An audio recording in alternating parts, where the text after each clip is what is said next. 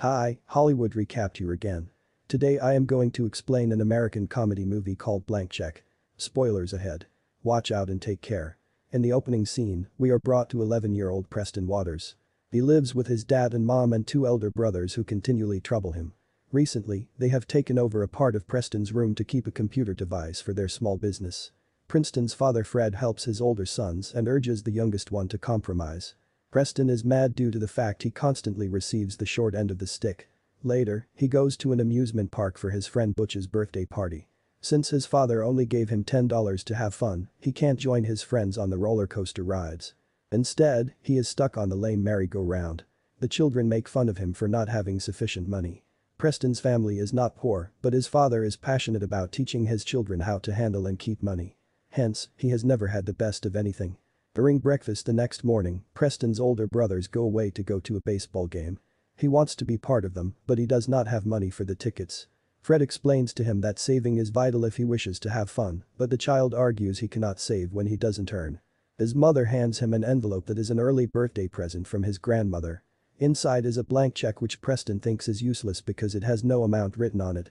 His father fills the check with $11 because he thinks it is an appropriate amount to be gifted to a kid. When Preston whines about it being too little, Fred claims that with suitable interest the cash can grow to $1 million in no time. Preston checks the theory on the net and finds out his $11 will take at least 300,000 years to grow into 1 million. After looking at the number, he accepts the truth that he will no longer be a millionaire anytime soon. Still, he wishes to have his own house and a lot of money through the next day and goes to sleep. Quigley is a con artist who has just escaped from jail. On a wet night, he goes to an abandoned building where he had hidden $1 million prior to his imprisonment. He plans to use the cash to purchase a new identity for himself. However, for the reason that the bills are marked consecutively, the FBI can track them back to him easily. He thinks of a plan and goes to meet the president of a bank named Biderman, who also used to be his partner in the money laundering business. Quigley desires him to exchange randomly marked bills in turn for the serially marked $1 million he has. This way the FBI wouldn't be suspicious, even if they discover out about his purchases. Biderman is reluctant because he doesn't prefer to get into the laundering business once more, however Quigley threatens to kill his family if he doesn't assist him. When Biderman obliges, he is told to hand the money to a man named Juice the next day. At the same time, Preston comes to the bank to cash in his $11 and open a bank account. He is received by a stunning bank teller, Shay. She gently tells him that he needs to have a minimal deposit of $200. Preston promises to come again and when he earns that much and leaves. Outside, his buddy Butch snatches the check and runs away. While trying to capture him, Preston ends up behind Quigley's vehicle and his bicycle is crushed through it. Quigley is certain to pay for the bike however, before he can write an amount on the check, he sees a police car nearby. He hands the youngster a blank check and drives away immediately. On reaching home, Fred scolds Preston due to the fact of his damaged bicycle. He receives grounded for a week but doesn't tell his dad and mom about the accident or the blank check. At night, he amounts the check to $1 million and writes a random name on it. The very next day, he goes to the bank to cash it. However, the bank teller thinks that he is joking and brings him to manager Biderman. Since the check has Quigley's signature on it, Biderman thinks that the youngster is Juice, is the middleman between him and Quigley. Preston thinks the idea is stupid and is about to walk away, but Biderman stops him. To the kid's surprise, he brings out bundles of cash from the safe and fills his bag with them. While walking away with the money, Preston bumps into the real Juice. But the man thinks he is a random kid and lets him go away. He meets Biderman and introduces himself as Quigley's henchman. Biderman quickly realizes his blunder and runs outside to look for Preston but by then, he is long gone. Since the cash is illegal, they cannot ask the police for help. As soon as Preston reaches home, he looks for homes on sale in his neighborhood. He finds the one he is searching for and calls the realtor. Following that, he talks to her using the computer's robotic voice and buys the house for $300,000.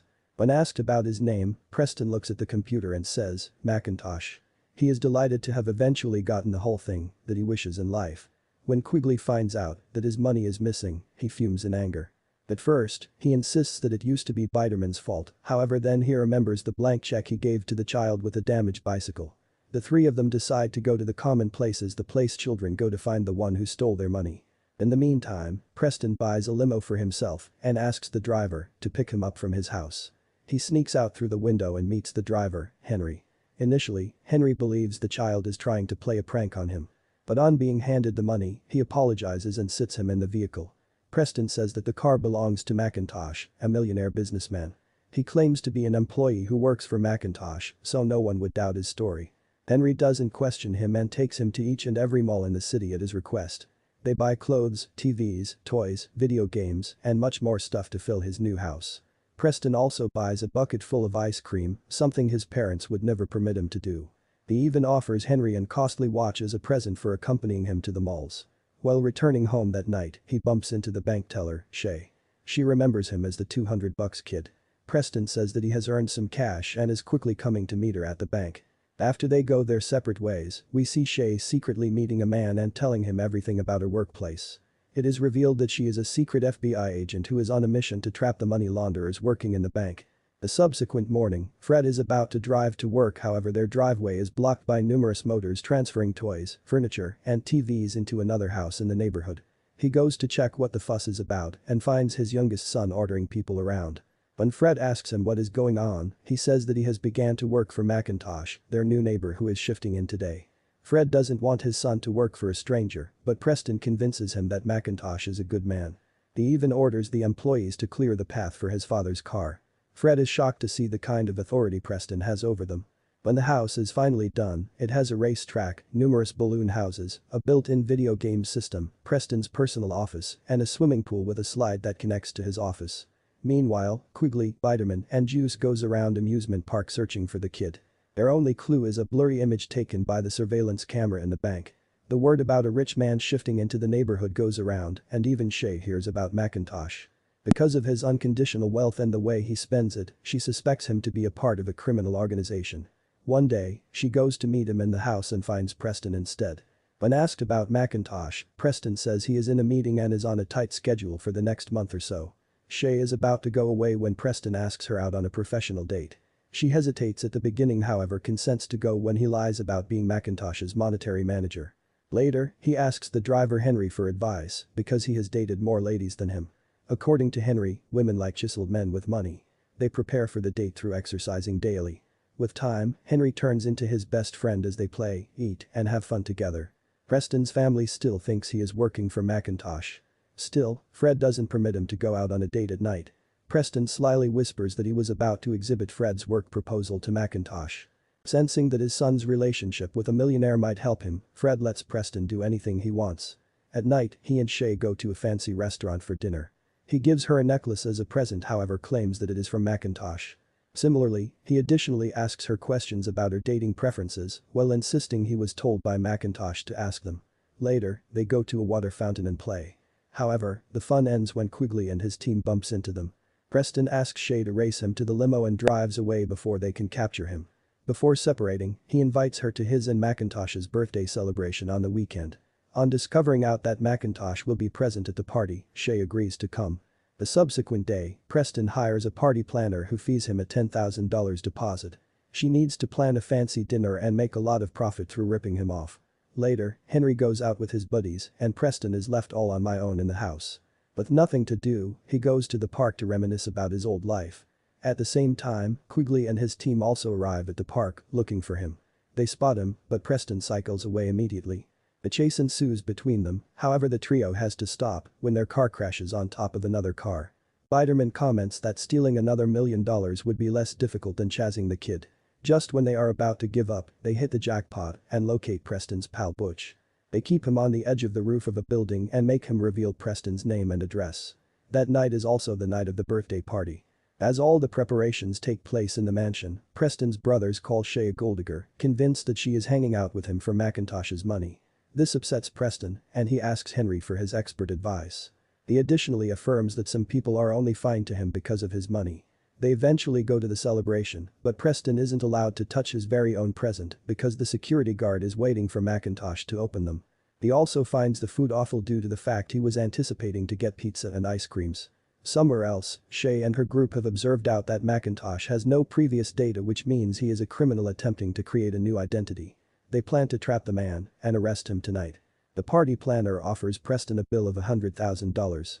When he returns to his office to take a look at his account, he realizes he has spent all of his $1 million in only 6 days. Now, he only has a little over $300 left. He goes outdoor and tells the planner that Macintosh is missing, which means she will not get paid. The woman creates a scene and asks everybody to go home because the party is over. Soon, everybody takes their presents and returns home. When Preston is alone in the living room, Quigley and his group arrive at the house, asking him for his money. A scared Preston tells them the truth, however they refuse to believe he spent all $1 million in less than a week. Biderman suggests Quigley steal McIntosh's identity because he is non-existent anyway. They like the idea, but the only trouble is Preston, who would possibly reveal the fact to anyone. Hearing this, Preston runs outdoor and is accompanied via the three. They get into a chase in the house, but considering that Preston is aware of every corner of it, he outsmarts them. The childish addition to the house like the slide through his office and a built-in video game system comes in handy. Still, in the end, Quigley manages to trap him. Right then, the FBI surrounds the residence and asks them to leave the child alone.